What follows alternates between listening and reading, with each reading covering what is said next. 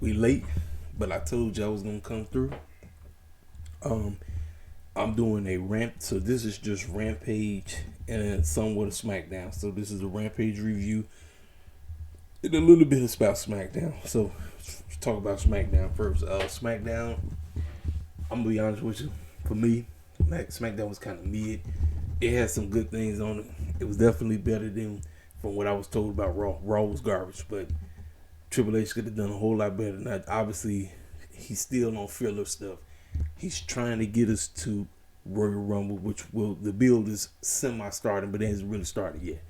Um, it was nothing but tag team matches tonight.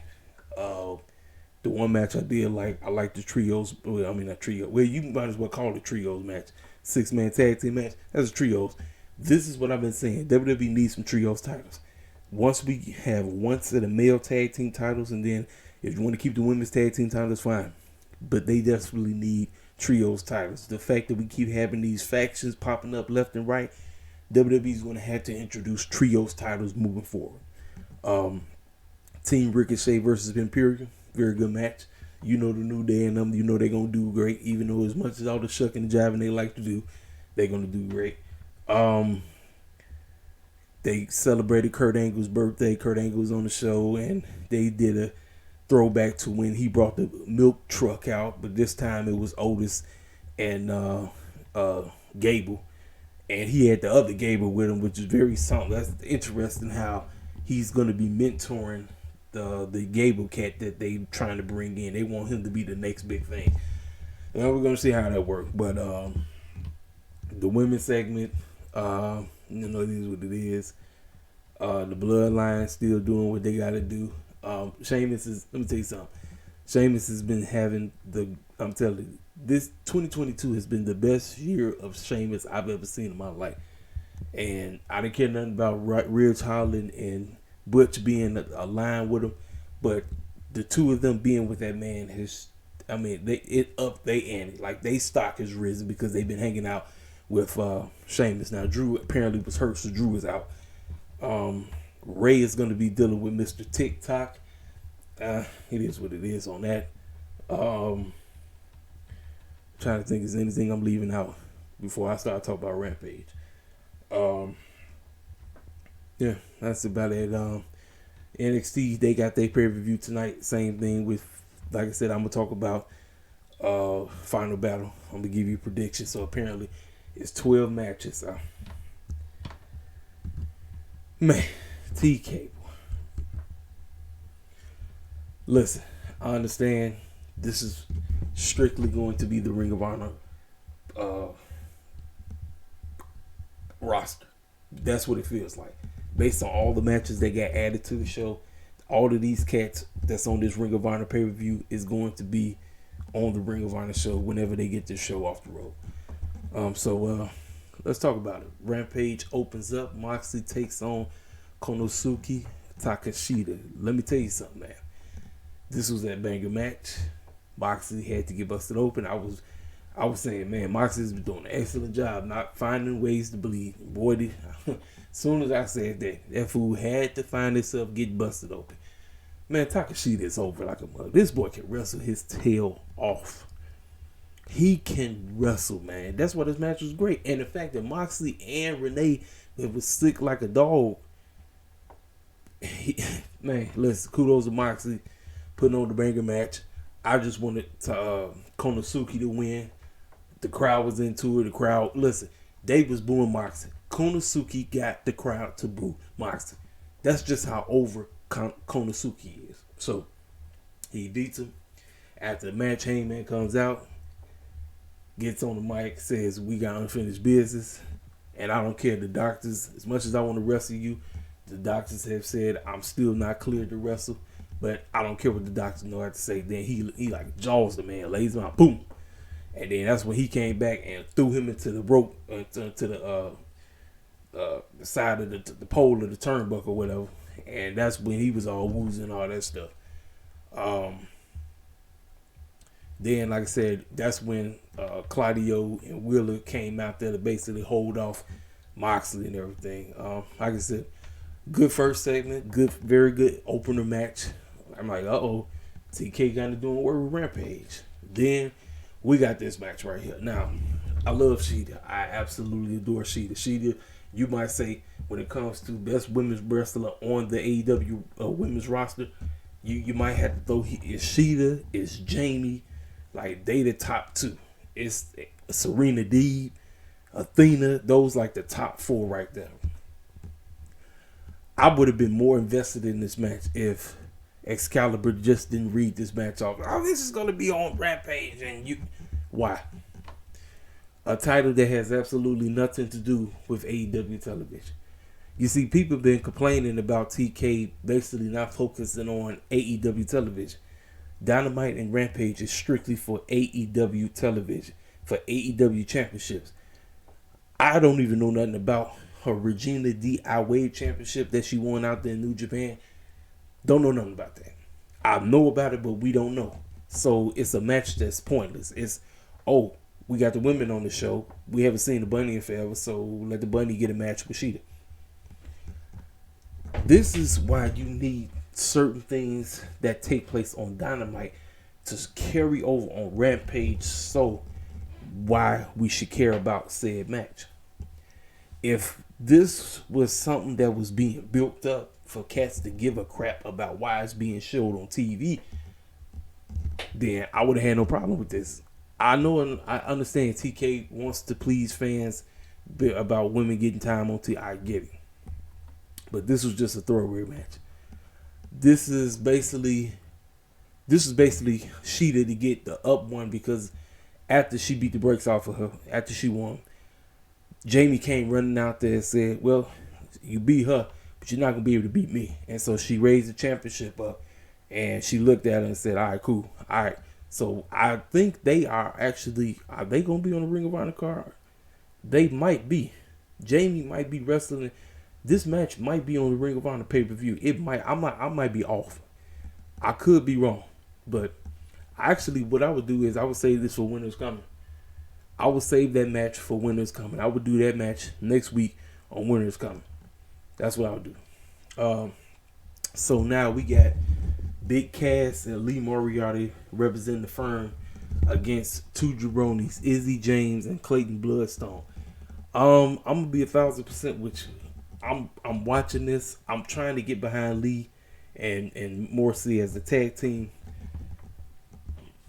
Right now, we are in the predicament of who is going to dethrone the Acclaim. This is what Tony Khan needs to focus on. So, is he going to push these two and they possibly be the ones? I don't know.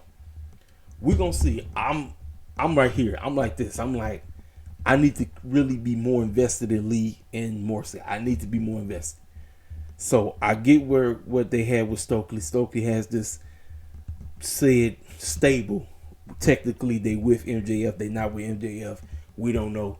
But the name of the game for right now, when it's concerning the AEW Tag Team division, it is time to start building up credible heels to face the Acclaim.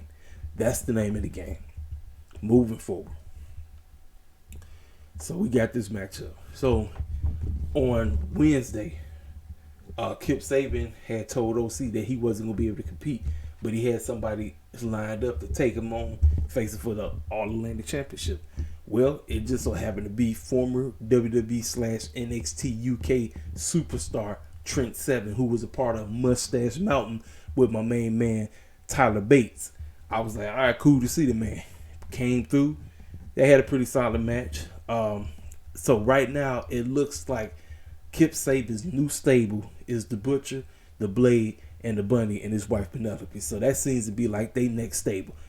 So after the match, Trent Seven and Kip Sabian basically was beating the brakes off of OC, and then Butcher the Blade got rid of all of the best friends and all of them. They got taken out, and even Mr. Clownhead. What's that boy name? Danhausen, he got taken out too. And I didn't talk about it. They actually had a promo about so they had two promos. They had the Wheelhouse promo, basically getting you excited about what's to come with this Booker Hobbs situation. He's going through the hood. He's talking about certain things that happened with him, especially He said he had blood on his body because he was standing right there when his brother got murdered. It's they what Tony Khan is doing, he's trying to get us to have sympathy for Will Hobbs. He wants us to connect with Will Hobbs. Now, you already know, when it comes to our people, you know we automatically connect. Why? Because they black. But he wants us to be connected all around. And he wants everybody, not just black folk. He wants all wrestling fans to be connected to Will Hobbs' story, whatever they plan on saying. And he said, whatever you do, you don't want to be in the way when I do what I have to do or whatever he has to do. I'm cool with that. Then we got a backstory about the tag team match with Shane Taylor and his guy. I forgot the cat name that he's gonna be tag team with. It's gonna be Swerve and Keith Lee. They're gonna take out those two or whatever. But I believe what's gonna happen is this is the demise of Keith Lee. So Keith Lee and Swerve are finally going to break up tonight. They're gonna break up, and I think Swerve is going to align himself with Shane Taylor and the other cat that they're gonna be working with. I'm looking forward to that. I'm trying to think, is there anything else? Oh, Athena spoke. She said she can't wait to get her hands on Mercedes. She's going to send her into retirement. And Mercedes said, well, Athena doesn't even have a career if it wasn't for me. So this can go anyway. That match can go anyway. They've been building Athena up on. I wish they was building her up on AEW TV. It felt like she's been built up more on Dark and everything. But she's been on this terror that she's on right now. Like this, she's a dominant heel, and she just been terrorized. Look, she actually got beef with Amy. She got beef with Amy. She got beef with the head referee in charge. I'm telling you. Listen, ladies and gentlemen, this Ring of Honor show is looking like it's gonna be a pretty dope show. But back to what I was talking about. Still, I understand. You want to try to get everybody in my morning, Carl. 12 matches is just a little bit too much for me. I told you. We don't really know all these clowns. We don't. So I don't. I know a few of them, but I don't know everybody. You know what I'm saying? I'm going to talk about the card. I'm going to talk about the entire card, and I'm going to give my prediction on everything. I just wanted to come on here and say, So back to the main event. So obviously OC won, and Kip Sagan and Trick 7 started to beat the brakes out of everybody, right? So fans have been clamoring, where the heck is Miro? Where is Miro? Where is Miro? Where is Miro? This was a perfect opportunity to reintroduce Miro, bring Miro back into the fold. He comes out there. He comes out to save OC. Remember, he was beefing with OC. He comes out there to save OC from Trick Saban, and he has legit beef with Kip because he put Kip out of commission. So they got legit. People talk about there's no creative. Their story is creative right there. Miro put that fool out of his misery. So now he's back as a heel now. He has every gripe to go after Miro. So it was perfect. What TK do? Dustin Rhodes music hit. I said, you telling me Dustin Rhodes the one coming out there to save OC? I said, no, man. Nah. I was about to give TK all the praise on Rampage. I was about to say, well, TK was in his bag tonight on Rampage, or last night. Nah. That ending killed that. That was a garbage ending. I'm sorry. That was a hot garbage ending. Hot garbage. Just telling you the bold-faced truth. You want cats to keep tuning in, right? You want people to keep watching your show. That's how people turn your show off. That's just how it is. That's that. I'm coming right back. I'm gonna give you a Ring of Honor Final Battle prediction video. So word on the street right now is Sasha Banks is going to be pulling up at Wrestle Kingdom. Man, there's a lot of speculation about her and Naomi right now. Mercedes 8 and Trinity 5-2. Listen, I'm not going to put a video up about nothing until cats pull up, wherever they plan on pulling up. Then I will make an official video and say such and such is boom over here with that. You know what I'm saying? I'm not here to, quote unquote, get myself all worked up and then what I want to happen doesn't happen. You know what I'm saying? But that's my honest review for the Rampage and a little bit talk about SmackDown, But like I said, that's that. So, what y'all thought? What y'all thought about Rampage, man? Y'all tell me in the comment section how you felt about it. And like I said, I'm coming right back. Predictions for the final battle. I'm going to give my honest prediction on all 12 matches. I don't plan on watching 0 Hour. I just watch the main card, but I'm giving you a prediction on all matches. And I will talk to you cats real soon. Holla at your boy.